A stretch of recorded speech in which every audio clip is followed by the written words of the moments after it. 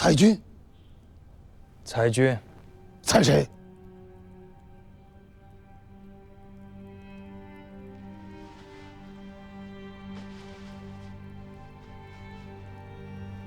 裁多少？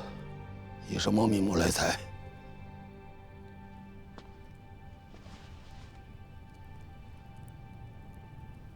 回禀令公，自长兴3年，吴越国共计兵马13都，其中老八都为武肃王起兵时所建，后增5都。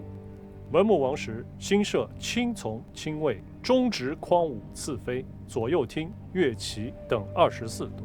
中宪王又新设3都，再加上护卫瀚海长堤和太湖大堤的辽浅都。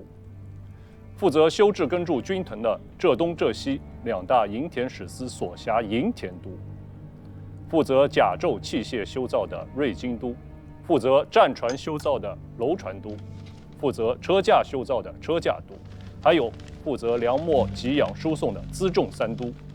国中共计48都，总计兵额243581元。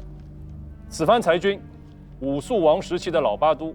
国初所建5都进行裁撤，浙东、浙西2大营田使司亦要裁撤，所属营田都官佐入为户部属官，兵丁进行裁撤，瑞金都、楼船都、辎重3都并入兵部，车架都并入工部，总共要裁掉21都，裁减兵额87321元。你是要毁了吴越国吗？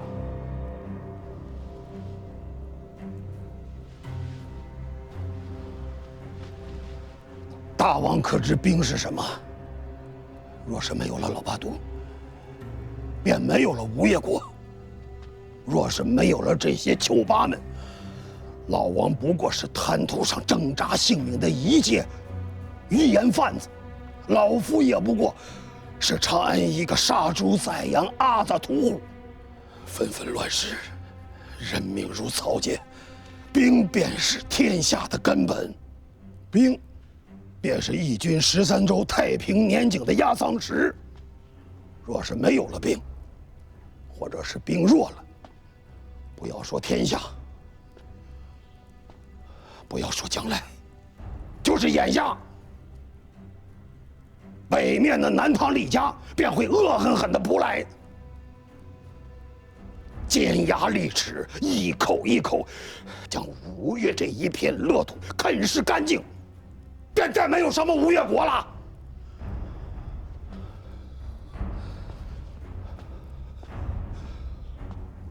不光说是大王一家，哪怕是前世一族，也将是死无葬身之地。真是如此吗？大王是遗老臣了。孤是在问，如今的老八都还能担起吴越的藩篱吗？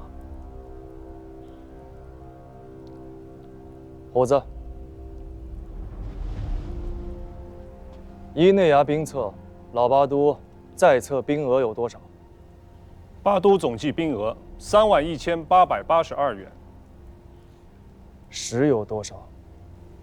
据内衙都监署点检，老八都实有兵额11054元。控额、阴兵、白帐，军中3大弊，你们都不知吗？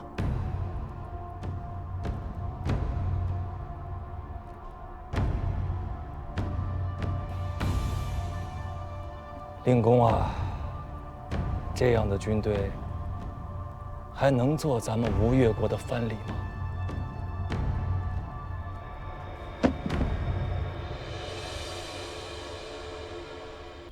父亲，父亲，大王这是杀鸡害猴啊！老八都营务废弛，不堪一击，这是人皆禁止。2代君王和七郎君都不敢揭开此事，就是怕乱了军心，生出昼夜之变。今日大王命神虎子当堂揭开了此事，这就是当众打父亲的脸呐！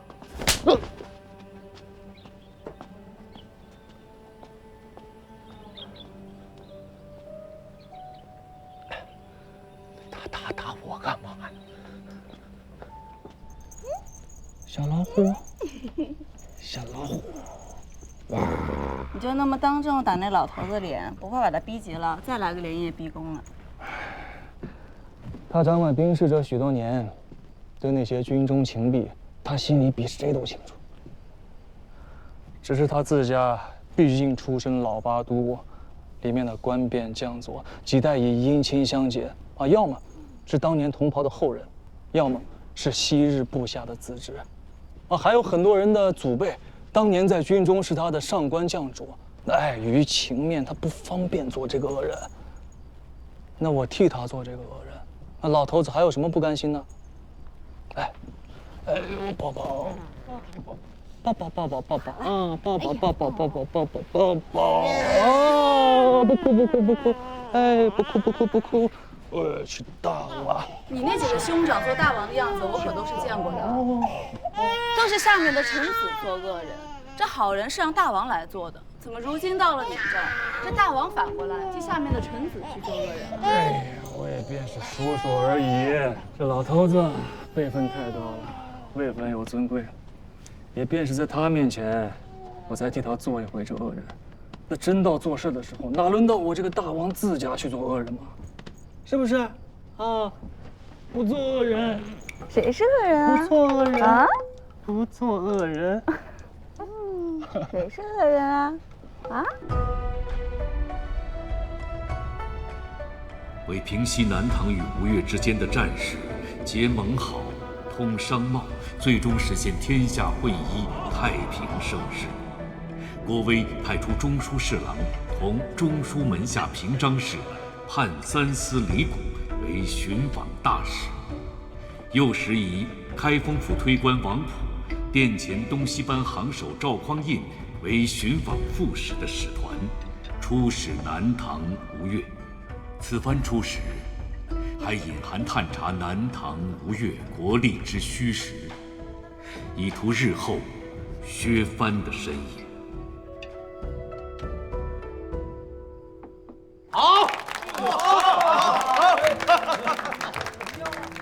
风柳遥遥无定枝，阳台云雨梦中归。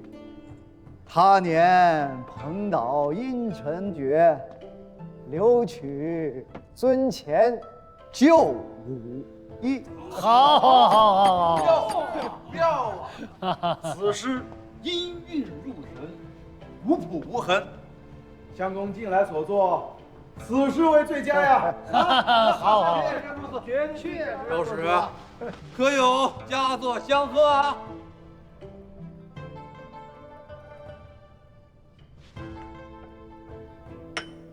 放肆！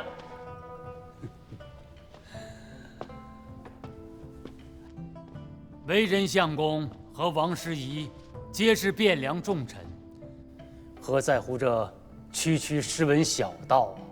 尔等这是难为人了。今夕拜新月，沉沉尽蜀中。玉绳书间采，今长竟无风。结患知身老，时平见岁功。因看北驰名，兰尽坠微红。好，见笑了，好诗师兄。哎呀，你们呐，真是。晚妆初了明积雪，春殿平娥鱼贯列。凤箫吹断水云闲，重按霓裳歌遍彻。临风谁更飘香榭？醉拍栏杆情未切。归时休放烛花红，待踏马蹄清夜月。臣等恭迎郑王殿下。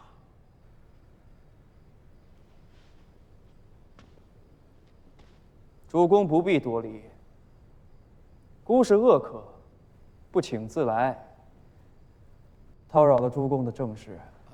不敢，臣不敢。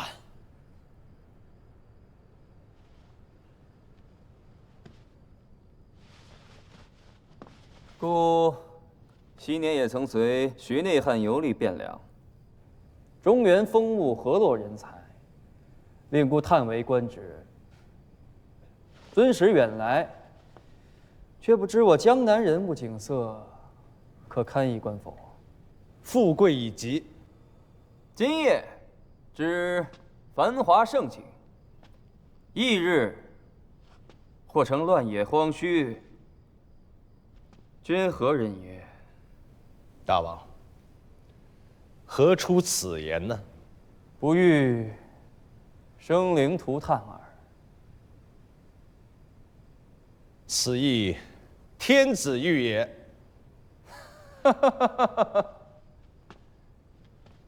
非要变个征硕吗？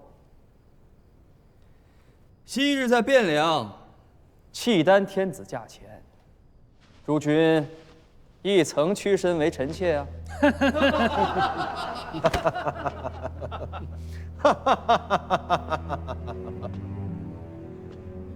大王说的是，故儿在衡州，李谷亲手杀了守卫武库的契丹官佐，救出了冯令公，使北地州郡重归汉统，雪了此耻。大王，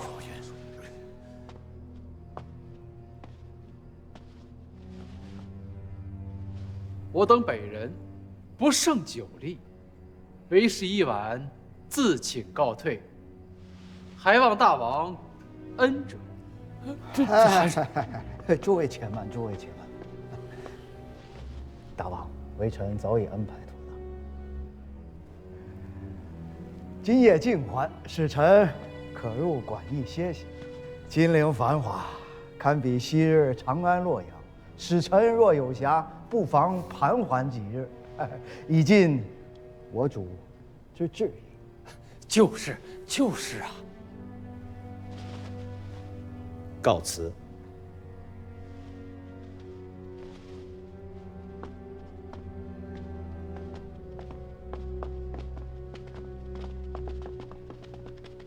徐内汉，昔日崇元殿上的种种情形，内汉还是应当常常与大王提起。饿久了的人看不得旁人糜费。主公若是不吃了，外臣请带回去吃。请大王允准。理应如此。这位周使尊姓？这怎么着？君莽夫，莽夫！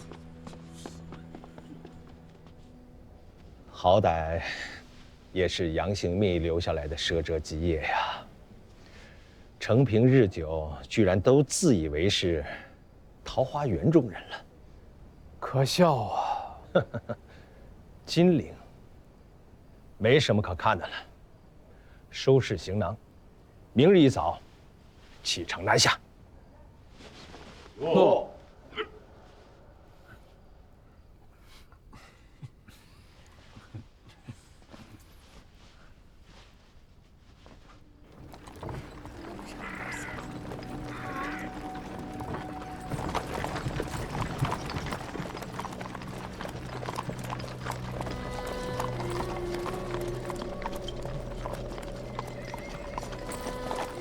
董巡在，他带来的酒食就布在此地。诺。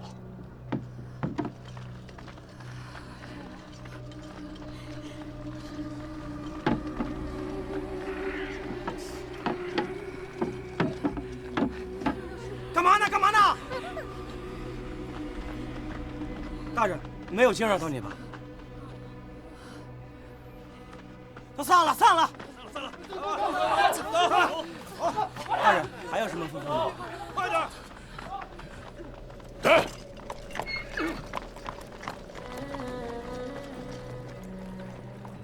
庙堂之上，歌舞升平，雕梁画栋；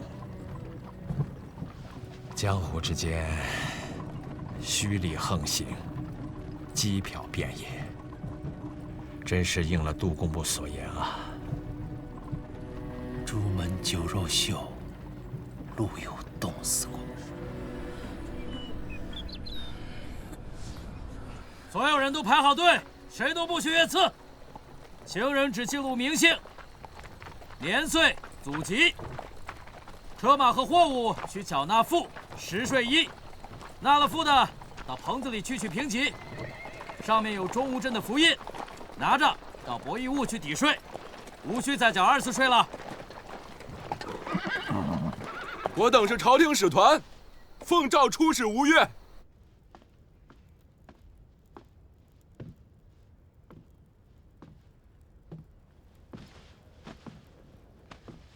罪臣前仁俊参见大王。大郎兄免礼。谢大王。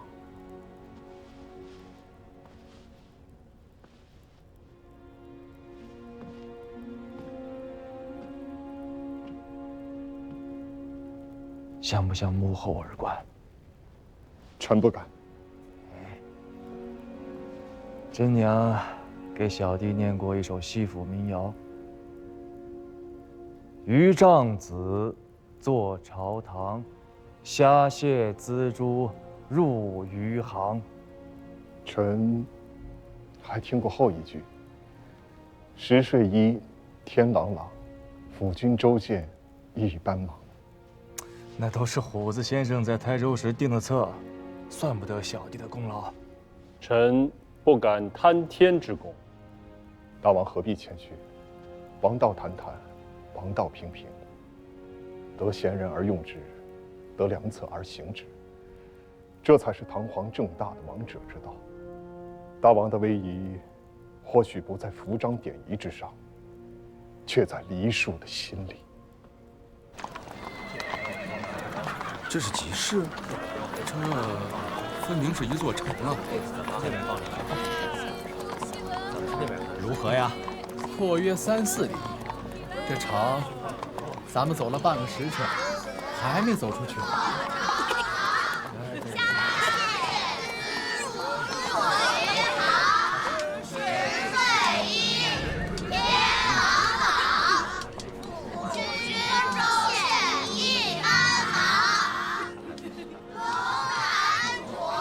东吴之地，不可轻图啊！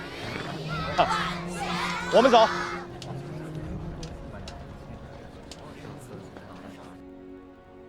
早些年和大郎兄在皮夫子门下读周礼，河山之谷，在德而不在险。可真当坐上那个榻子之后，才明白，在德倒是不假，可若是无险可守，这德也未必能持久。大郎兄的案子是6哥受了小人蒙蔽，屈枉了长兄，故替6哥向大郎兄赔罪了。臣不敢。此番召大郎兄入宫，是想借着兄长旧日资望，重整内衙诸军。现在宗室之内，若论及最懂兵的，确实是大王自己。不过是跟着南征了一遭，替6哥打理粮秣辎重，故欲复大郎兄内衙兵马都统军使之职，提调内外兵马，总理裁探各督编制事宜。大王有教，臣不敢辞。不过，臣想向大王要一个人。如玉公，可以。暂时把如玉公借给大郎兄。谢大王。不过，要等他先忙完眼前的事。朝廷使团到杭州了，故身边眼下还离不得如玉公这个元帅府判官。诺。为广顺3年，岁次癸丑，10月甲午朔，念6日己未。皇帝若曰：朕诚有汉之乱政，诚统于丧离，尊圣道于王化，谨行缓复，以吴越居右，宣抚东南，代有得焉。兹尔天下兵马元帅，领镇东、镇海两军节度使，杭州、越州大都督，上柱国、吴越国前弘处。开国成家者60年，奉天朝之师律，勤修贡事，侧耳为吴越国王，天下兵马都元帅，拜太尉、尚书令。食邑3万户，食封1800户，福禄无穷，宜绝百世，敬之哉！吾替朕命。臣钱弘处奉诏谢恩。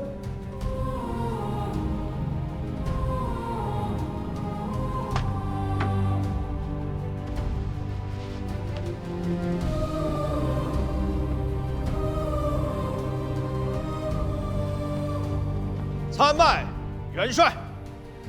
李相公免礼，诸公免礼。请李相公及诸位使臣暂回驿馆歇息。谢元帅。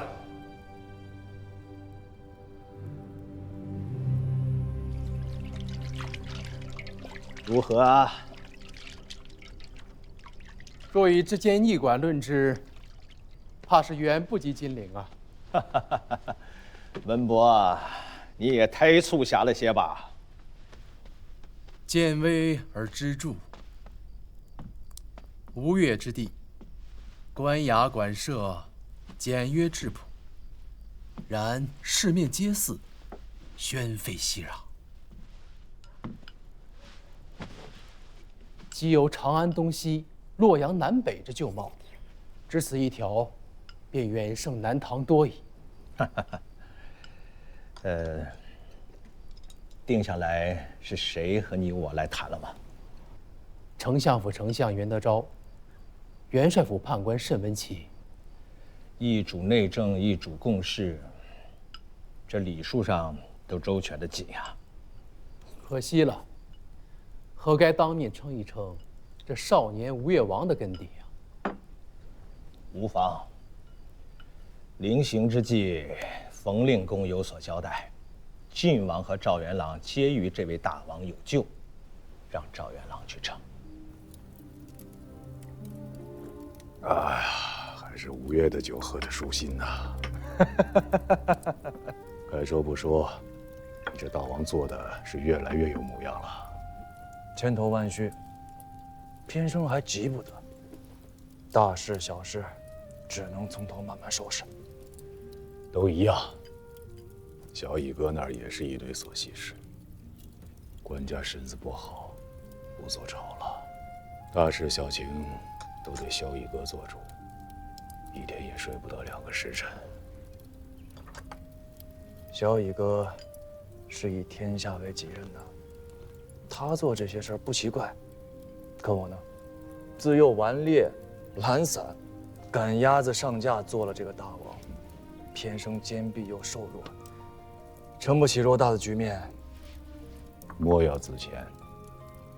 此番出使，我们却是自扬州而来，所见朱门大户却是袍服，可是寻常人家，衣不蔽体，物无片瓦，家无余粮。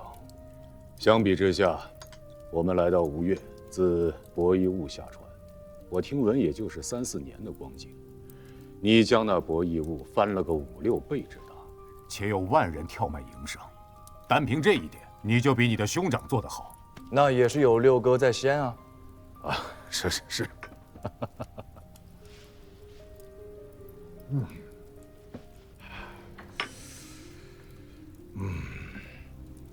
其实也没那么好，库府钱粮也没多出多少，民间钱帛往来、商事贸易多了许多，这倒是真的。府库中并无多余的钱粮可数。袁相公何必狂语？此行一路之上，所闻所见，吴越之富庶，即天下之冠。再说，朝廷也不是白要吴越之粮，这不是贡食，是贸易。尽朝廷所有，只要东南所需，皆可贸易，包括兵甲在内。国中不缺兵甲。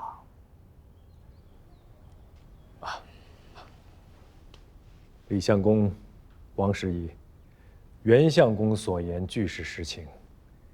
实不相瞒，国中正在裁军。裁军？元朗兄，此番官家和小乙哥遣李相公出使东南，究竟所为何来？想带你回京师，去京师里做你的大王。每个月朔望日，天蒙蒙亮，与我一同站到那明德门外去吹冷风。那可是好啊！那御史台的台玉我还没住够呢，只得半年的光景，整整胖了10斤有余。汴梁的食水养人呐，想得美！小乙哥那儿恨不得1个人分成5个用。我是帮不上他许多，你若能在，定能助他一臂之力。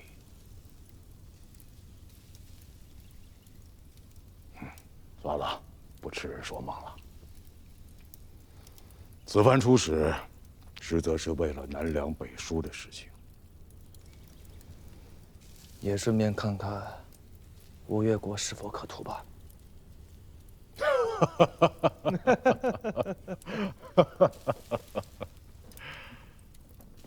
你当真这么想？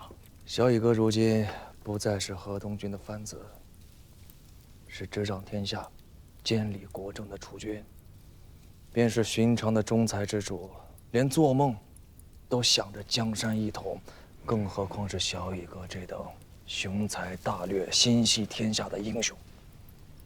此次你确实猜错了，能让他夙夜忧心的，不是什么破狮子天下，而是民生。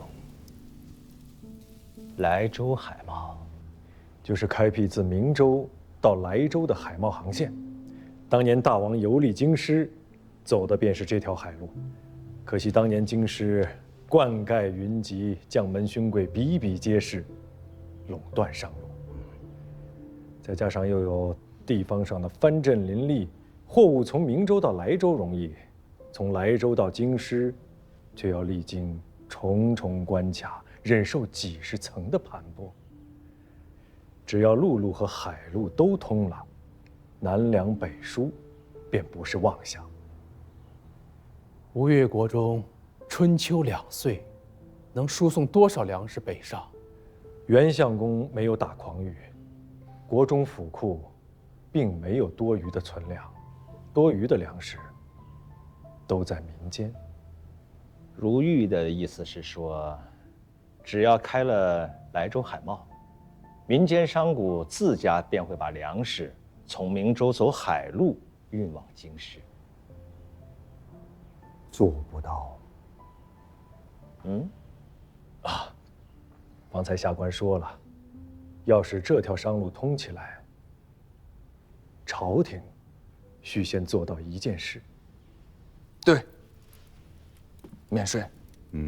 只要朝廷肯免去这条商路上所有商贾的税赋，海上路上全面，穿州过县皆无阻碍，东南的粮米便会如同钱塘大潮一般，汹涌北流。到那个时候，官家和小乙哥再无荒年之忧。你可知京师每岁春秋2季所需多少粮米？海上运输运得了那许多？那元朗兄可知，指明州外海黄龙社一家，每岁往东营平安京运的粮米有多少？哎呀，那大碗小弟能吃得了多少？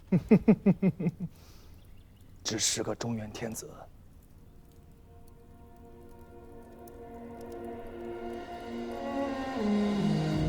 万世之租，即来就矣。用度所出，为皇削除。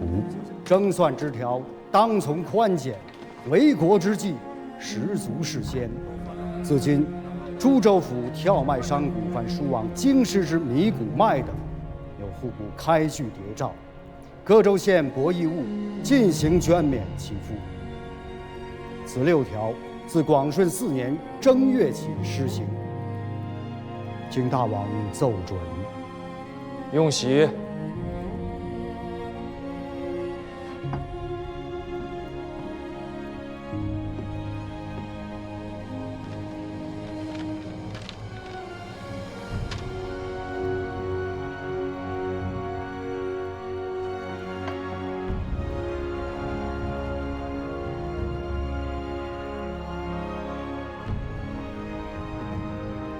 下官已具表彰，回返京师之后，必当陈奏天子，自莱州之汴梁，凡持吴越国户部谍诏之商贾，其赋税捐书，尽皆免之。若有各州县官吏阻挠牵绊，横加勒索，朝廷当不令极刑，以诛之。嗯。